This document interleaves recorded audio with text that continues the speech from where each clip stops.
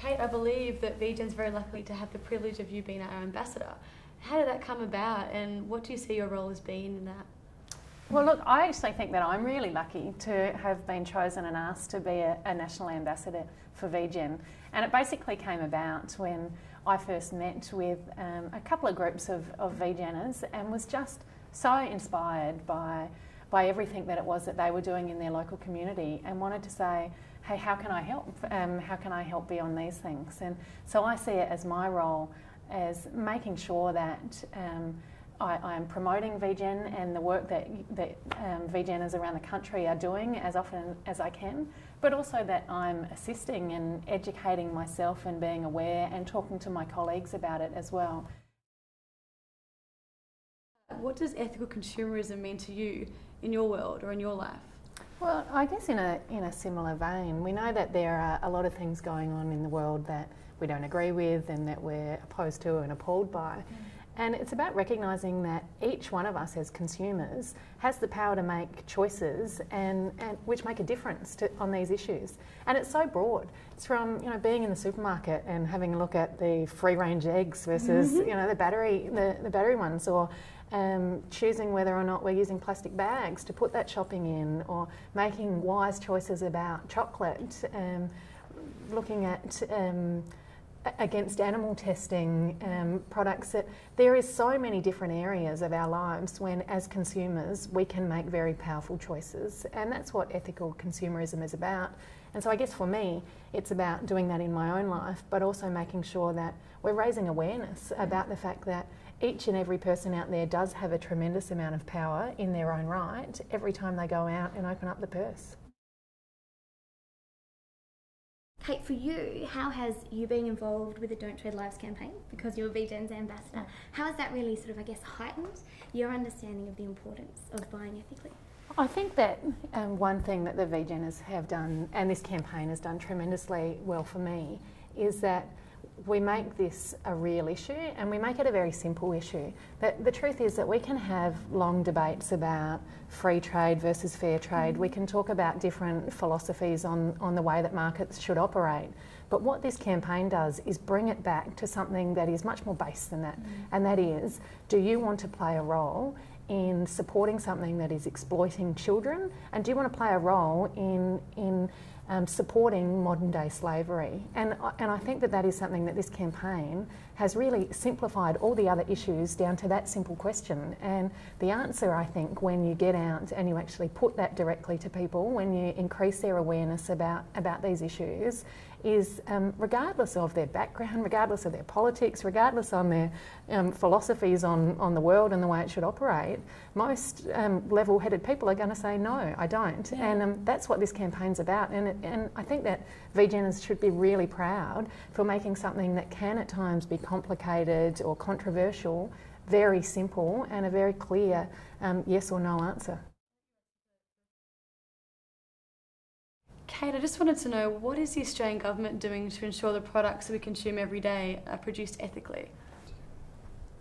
Well, the Australian government is clear that we need to act on this issue, and we do that in a number of ways.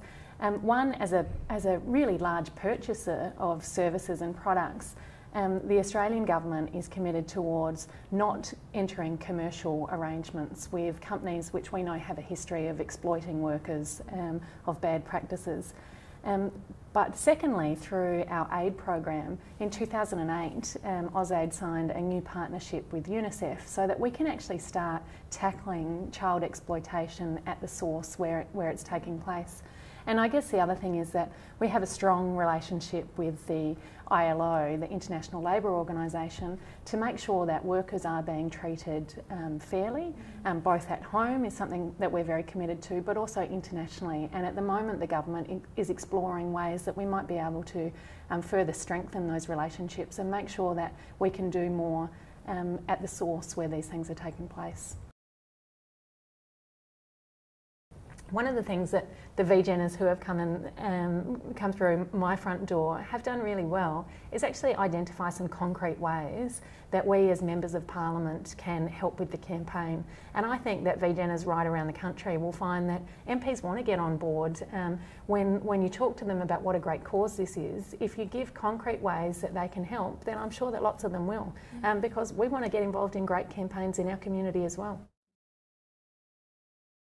We can look at new ways that we can use our platform as elected representatives within our local neighbourhoods and local communities to increase awareness. But also I think we need to use that position to increase action.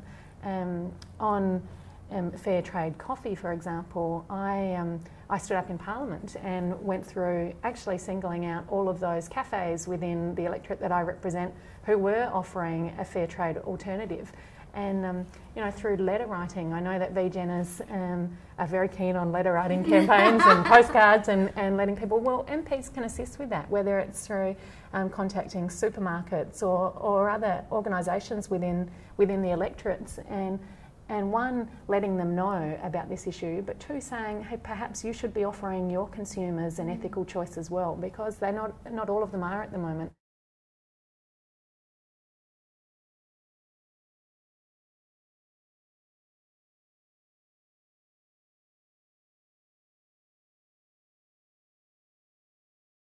So what's the next step? What do you see the next step is? What are you keen to be a part of? And you know, what do Alana and I, when we go talk to our local MPs, say, this is where we're going, this is where you can lead us? What is perhaps even more important, and a way that we as members of Parliament should be helping, is not just to say, hey, we want to put alongside what is already dominating market share another alternative that people can select, but also, hey, what about these big producers? What can we be doing to actually get the big producers to change their own purchasing patterns? And I think that that is something that is really important, and something that members of Parliament and government can be involved in the letter writing campaigns, the putting the pressure of the consumer and letting these big organisations know that we think it's time that they change their practices as well.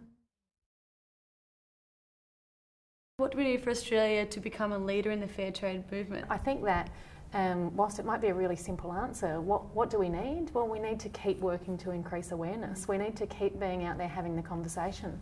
And I have to say that when you have a look at particularly the chocolate campaign, the level of awareness now, after just a relatively short campaign, and lots of really enthusiastic VGeners, is really inspiring. That every time that I meet with VGeners and see that passion, that's inspiring. But it's also, we've got young people out there that are willing to give up their time and their energy because they believe in this.